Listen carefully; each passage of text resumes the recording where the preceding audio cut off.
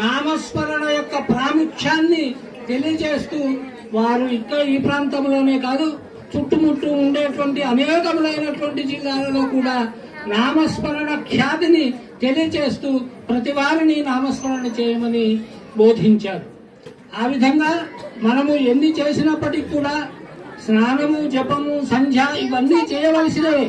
వీటన్నిటికంటే కూడా మానసికమైనటువంటి చక్కనైనటువంటి ఉద్దేశ్యంతో భగవంతుణ్ణి స్మరిస్తే తక్షణమే మనకు భగవంతుడు తన యొక్క ఆశీర్వచనాన్ని, తన యొక్క ప్రసాదాన్ని, తన యొక్క అనుగ్రహాన్ని ఇస్తాడు. మనకు దీనికి అనేకములైనటువంటి వృత్తాంతాలు కనబడుతున్నాయి. భాగవతంలో అజామీలోపాఖ్యానం, అజామీలుడు కేవలం తన పుత్రుడిని నారాయణ అనే పిలిచేంతలో ఆ నారాయణ శబ్దోచ్చారణ చేతనే ముక్తి కలిగింది. అతడు చేసినటువంటి పూర్వ పాపాలన్నీ నశించిపోయాయి. కాబట్టి నామస్మరణ కంటే గొప్పనైనటువంటిది లేదు. ఇంకొకటి కలవుతు స్మరణాన్ముక్తి.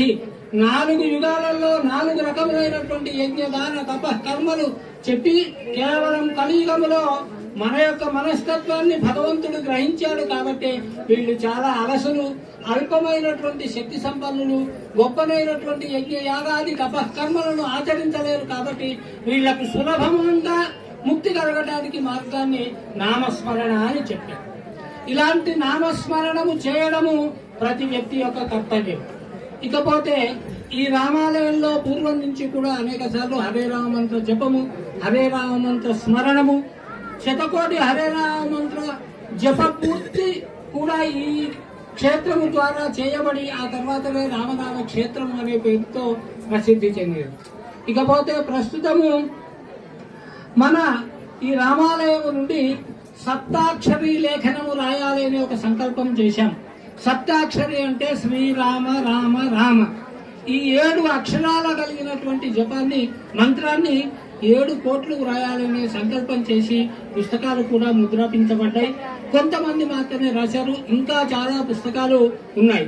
ఈ రామ నామ ఏదైతే సప్తాక్షరి ఉన్నదో దాని యొక్క గొప్పతనము శ్రీరామ రామ రామేతి రమే రామే మనోరమే సహస్రనామ తత్తుల్యం రామనామ వరాననే అని. శ్రీరామ రామ రామ అంటే 1000 సార్లు నామస్మరణ చేసినటువంటి ఫలితం కలుగుతుంది. దీనికి అనేకములైనటువంటి వృత్తాంతాలు ఉన్నాయి.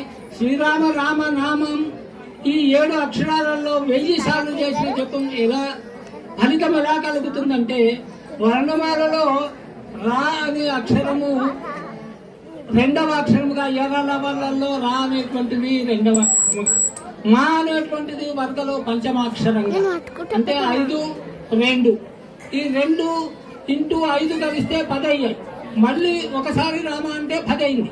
ఈ మళ్ళీ ఒకసారి రామ అంటే 10 ఇంటూ 10 100 అయ్యాయి.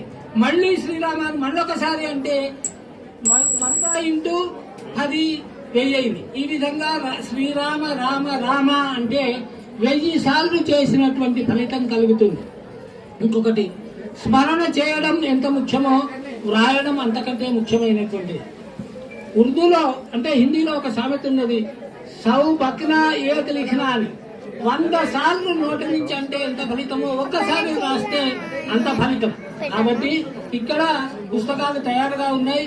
భగవద్భక్తులందరూ కూడా నామస్మరణ పైన గొప్పనైనటువంటి మమకారం కలిగినటువంటి వాళ్ళందరూ ఈ శ్రీరామ రామ నామ లిఖిత పుస్తకాలను తీసుకొని సంపూర్తి చేస్తే 7 కోట్లు పూర్తయిన తర్వాత ఒకసారి మన దగ్గర దానికి స్తూపాన్ని స్థాపించి గొప్పనైనటువంటి భగవన్నామ యజ్ఞాన్ని కూడా చేసి తరిస్తాం. ఈ విధంగా మనకు భగవత్పాదులు భావానంద భారతీ స్వాముల వారు మనకు బోధించినటువంటి ఆ నామస్మరణాన్ని మరవకుండా ఎల్లవేళలా మనసా వాచ కర్మడ పరిశుద్ధంగా అపరిశుద్ధంగా ఉన్నా సరే మనస్సులో పరిశుద్ధమైన భావాన్ని పెట్టుకొని నామస్మరణ చేస్తూ ఈ లిఖిత పుస్తకాలను పూర్తి చేస్తూ ఇక్కడ ఉండేటువంటి భక్తులందరూ కూడా తొందర పడకుండా, ఒకరి మీద ఒకరు పడకుండా చక్కగా తీర్థ ప్రసాదాలు తీసుకొని ఆ భగవంతుని యొక్క ప్రసాదాన్ని భుజించి వెళ్ళాలని కోరుతూ ముగిస్తున్నాను.